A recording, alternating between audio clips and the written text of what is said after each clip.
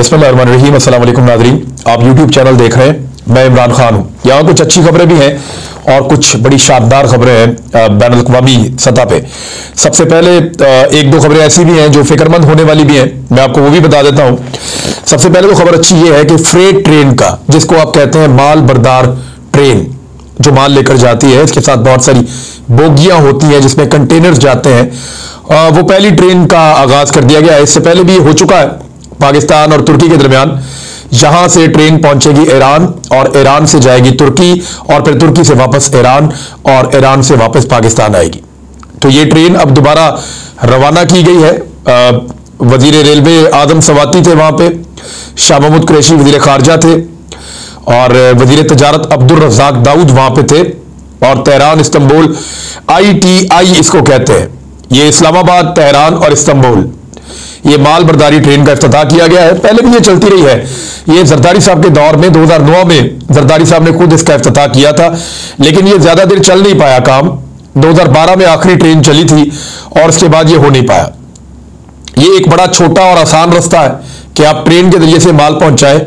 माल तकरीबन 3 गुना 4 गुना कम कीमत में पहुंच जाता है और जो माल आपका हफ्तों में और महीनों में पहुंचता है यूरोप की मंडियों तक, वो आप दिनों में पहुंचा सकते हैं। यानी एक हफ्ते के अंदर आप वो कर सकते हैं जो आपको वैसे करने में 1 महीना लग जाता है। तो ये एक अच्छा तरीका है पाकिस्तानी मसनूआत को पहुंचाने के लिए, खासतौर पर उन चीजों को जो पेरिशेबल आइटम्स हैं।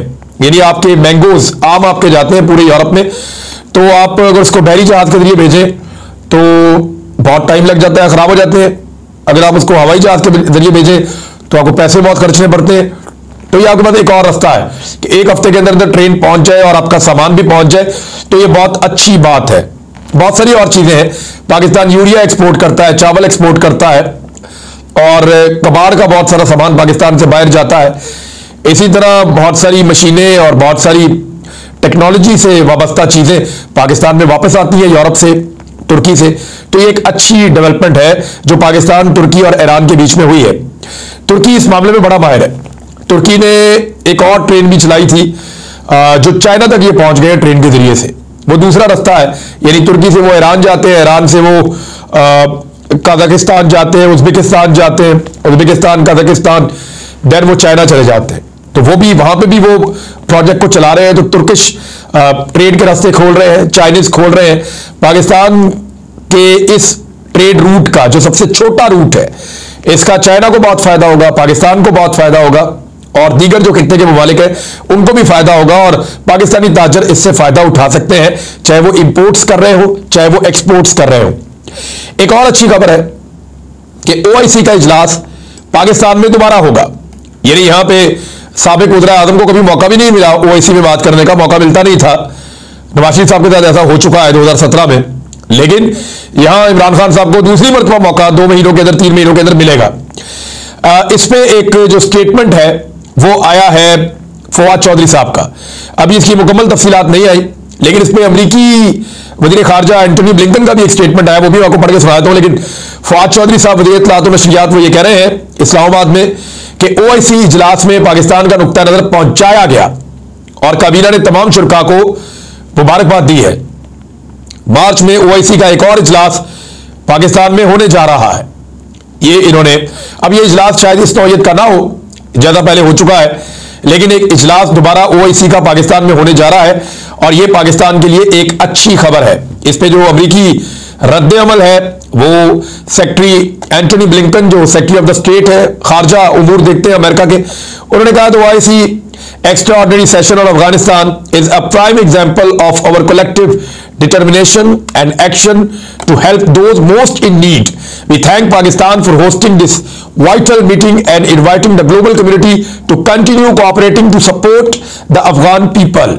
तो एंटनी ब्लिंकन कह रहे हैं कि अफगानिस्तान पर OIC का गैर मामूली इजलास इंतहाई जरूरतमंदों की मदद करने के लिए हमारे इज्तिमाई अज़म और अमल की एक बेहतरीन मिसाल है। यानी हम मिलकर ये काम कर रहे हैं और ये पाकिस्तान में हुआ बहुत शानदार। हम इस इजलास की मेज़बानी करने और आलमी बरादरी को अफगान अवाम की हमायत के लिए ताउन जारी रखने की दावत देने पर पाकिस्तान का शुक्रिया अदा करते हैं। तो ये अमेरिका पाकिस्तान को इंडोर्स कर रहा है और दोबारा OIC का इजलास पाकिस्तान में होने जा रहा है। ये 2 अच्छी खबरें थी। अब एक ऐसी खबर है जिससे थोड़ा सा परेशानी पैदा होती है, क्योंकि दो एटॉमिक पावर हैं, बिल्कुल साथ साथ रहते हैं, इंडिया और पाकिस्तान, और इनमें हालात कभी अच्छे नहीं रहते, कशीदा भी रहते हैं, और बाद औक़ात जंगें होती होती रुक गई और बाद औक़ात जंगें हो भी गई। ऐसी सूरत हाल में ताकत का तवाज़ुन जो है वो बड़ा जरूरी रहता है। पाकिस्तान भी इसी असूल के ऊपर चलता रहा है कि अगर भारत ताकत हासिल करेगा तो पाकिस्तान भी करेगा। भारत चाइना के मुकाबले में यही करता है कि चाइना जितना ताकतवर होगा भारत को भी हथियार लेने पड़ेंगे, और हथियारों की एक दौड़ इस खित्ते में चल रही है। तीनों एटॉमिक पावर्स हैं, पाकिस्तान, भारत और चाइना। चौथा जो है वो रशिया भी पास ही है। तो ये खित्ता जो है वो हथियारों की दौड़ में और खतरात के हवाले से भरपूर है। इंडिया ने पाकिस्तान की सरहद के करीब S-400 मिसाइल सिस्टम की तनसीब शुरू कर दी है। अब ये ANI जो न्यूज एजेंसी है वहां से रिपोर्ट हुआ है, और मुतअद्दिद इंडियन मीडिया बाकी भी इसको रिपोर्ट कर रहे हैं। उन्होंने बताया कि पहला स्क्वाड्रन पंजाब सेक्टर में नस्ब किया जा रहा है। S-400 जो मिसाइल सिस्टम है, और सिस्टम की बैटरियां इस काबिल हैं कि वो पाकिस्तान और चीन की जानिब से फिजाई खतरात से बचा सके इंडिया को। मिसाइल सिस्टम का साजो सामान हवाई और समुद्री रास्ते से आ रहा है और जल्द ही मुकर्ररा मकामात पर नस्ब कर दिया जाएगा।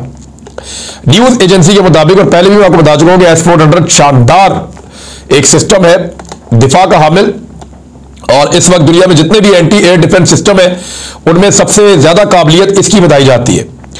और S-400 की पहली खेप की आमद का सिलसिला जो है वो शुरू हो चुका है। इस साल के इख्तिताम तक इसको मुकम्मल कर लिया जाएगा, जिसके बाद अगले चंद हफ्तों में इसको ऑपरेशनल भी कर दिया जाएगा, यानी उसका तजर्बा भी इंडिया कर लेगा। और इंडियन एयरफोर्स जो है फिर ये बहुत दूर तक काबू कर सकते हैं चाइना को और पाकिस्तान को। वैसे चाइना के पास पहले भी यही हथियार मौजूद है। S-400 की दिफाई काबिलियत तो यह है कि ये 400 किलोमीटर तक के फासले पर दुश्मन के तैयारों को और बहरी जहाजों को निशाना बनाने के काबिल कर देगा भारत को। अगर मीडियम रेंज में आप देखें तो 250 किलोमीटर और शॉर्ट रेंज में 120 किलोमीटर से ये दुश्मन की एक्टिविटीज को या मुखालिफ की एक्टिविटीज को रोकने की सलाहियत रखता है। अब इस पे अमेरिका पाबंदियां लगा देता है जब भी कोई ये हथियार लेता है। तुर्की को उनका सामना करना पड़ा, चाइना के ऊपर तनकीद हुई, और अमेरिका डिस्करेज करता है कि ये हथियार मुमालिक लें और इनको इस्तेमाल करें। अब इंडिया ने इसको लिया है। अमेरिका क्या बाकी मुल्कों की तरह इंडिया के ऊपर पाबंदियां लगाएगा, या अमेरिका पाबंदियां नहीं लगाएगा, कोई डिफरेंट पॉलिसी रखेगा? इससे पता चलेगा कि अमेरिका इंडिया के बारे में और दुनिया के बारे में क्या एक जैसी राय रखता है, या अलग अलग तरह सोचता है, या उसका जो पॉलिसी है वो शिफ्ट होती है साथ साथ। अब इसमें जो है वो बड़े तहफ़्फ़ुज़ात पाकिस्तान को भी थे, चाइना को भी थे, लेकिन रशिया पाकिस्तान का भी दोस्त है, चाइना का भी दोस्त है। वही हथियार चाइना को भी बेच रहा है, हम खरीदने जाएंगे हमें भी बेच देगा, और इंडिया को भी बेच दिया है। तो ये बात इंसानों को, हुकूमतों को और लोगों को समझना पड़ेगी कि कब तक जमीनों पे कब्जे करके बैठे रहेंगे, कब तक हम लोगों को दबाते रहेंगे, कब तक हम लोगों को जबरदस्ती कंट्रोल करने की कोशिश करते रहेंगे। ये इंसानों के लिए सरजमीन है और इंसानों को जीने का मौका मिलना चाहिए।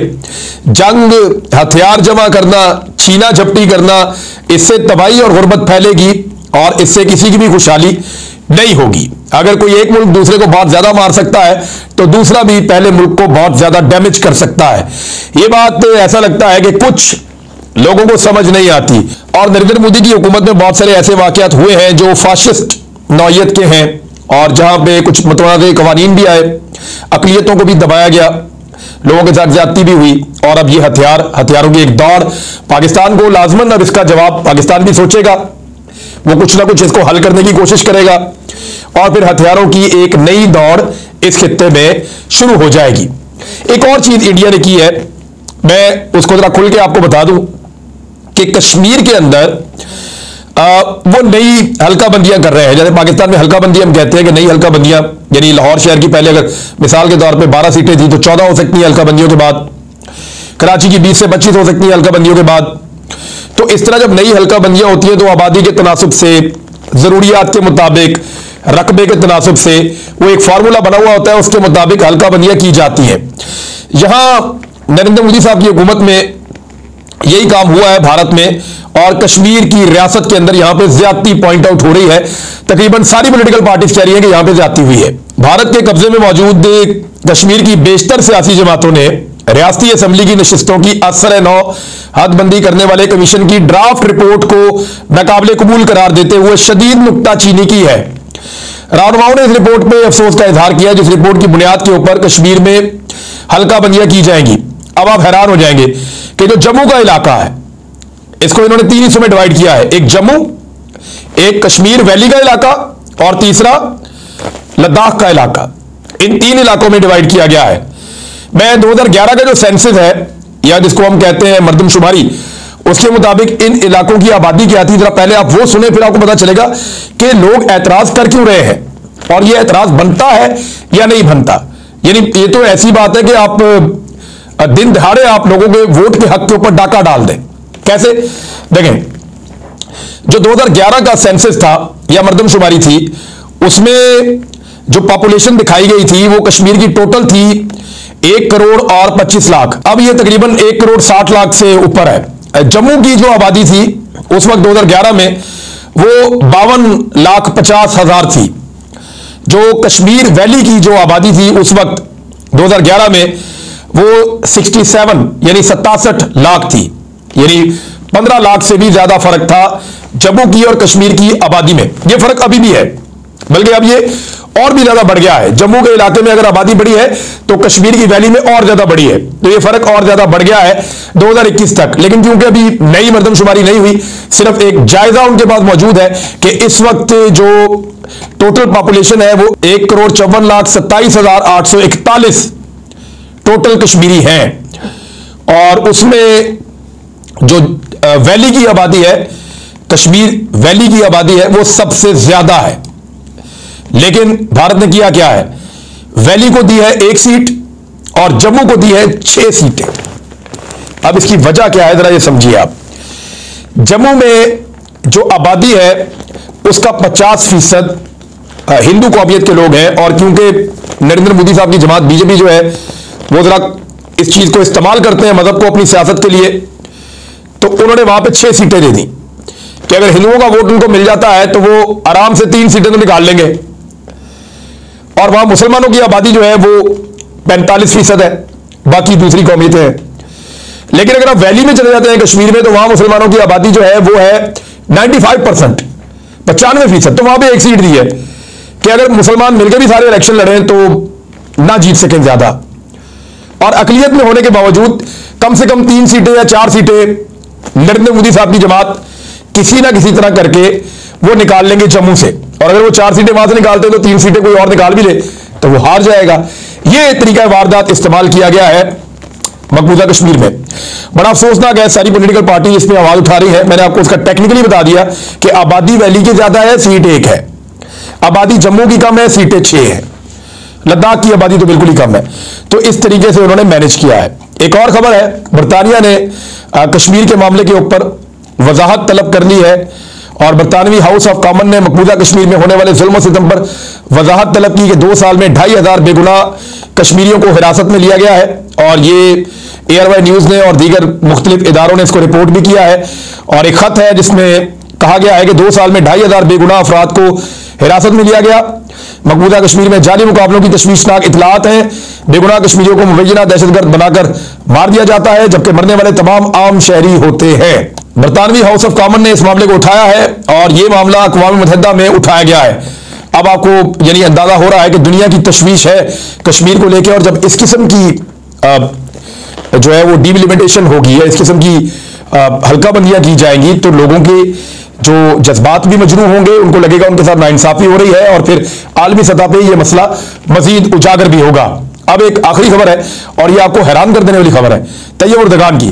तैयब उर्दगान के बारे में मैंने आपको बताया था कि उन्होंने बड़े वसूख के साथ कहा कि मैं सूद को कम करूंगा, सूद को नहीं बढ़ाऊंगा, ये इस्लाम के खिलाफ है, मुझे कोई फर्क नहीं पड़ता कि हमारा पैसा कितना गिरता है, तो मैं सिर्फ ये चाहता हूं कि मैं इस्लाम के मुताबिक अपने माशी निजाम को चलाऊं, सूद को नहीं बढ़ाऊंगा, उसको कम कर दूंगा। अब हैरानकुन तौर पे जो माशी माहिरीन है वो इस बात का तजिया कर रहे हैं कि एकदम लीरा जो है उसकी कीमत बढ़ गई है। अब ये पता नहीं तैयब उर्दगान की नीयत की वजह से बढ़ गई है या क्या वजह हो गई है, लेकिन लीरा की कीमत एकदम बढ़ गई है। AFP के मुताबिक मंगल को तुर्क सदर की जानिब से ऐलानात के बाद लीरा की कदर में 30% तक इजाफा हो गया है। जबकि ये गुज़िश्ता तकरीबन 1 साल से लगातार नीचे की तरफ गिर रहा था और बहुत ज्यादा गिर गया था, लेकिन एकदम 30% का इजाफा, ये हैरानकुन है। ये बिल्कुल ऐसी है जैसे आप एक माशी पॉलिसी का ऐलान करें और रात को आप जब सोएं तो डॉलर 178 रुपए का हो पाकिस्तानी, और सुबह आप उठें तो 120 से 25, 30, 35 रुपए तक पहुंच जाए। तो ये इस किस्म का काम हुआ है वहां पे, और जो माशी माहिरीन है वो इसके ऊपर हैरान है, और वो ये कह रहे हैं कि उर्दुगान ने साबित कर दिया कि उन्हें ज़र मुबादला की शरह का ख्याल है, और उन्होंने सरमाए को कंट्रोल करने से गुरेज किया, और उन्होंने साबित किया कि शरह सूद पर नहीं बल्कि मार्केटों पे, लोगों के कारोबार पे और लोगों की सलाहियत पे यकीन करना चाहते हैं, वो सूद के ऊपर यकीन नहीं करना चाहते। मेरे ख्याल में पाकिस्तान को तजुर्बा करना चाहिए। सूद अल्लाह से जंग है, इस्लाम में तो यही है। तो आप सूद से जान छुड़ा कर देखें, हो सकता है कि आपकी मुर्दा मईशत के अंदर जान पड़ जाए। उर्दुगान का तो तजुर्बा कामयाब रहा है। Let's see. अब तक इतने, अपना ख्याल रखिएगा, अपने चैनल का भी। अल्लाह हाफिज।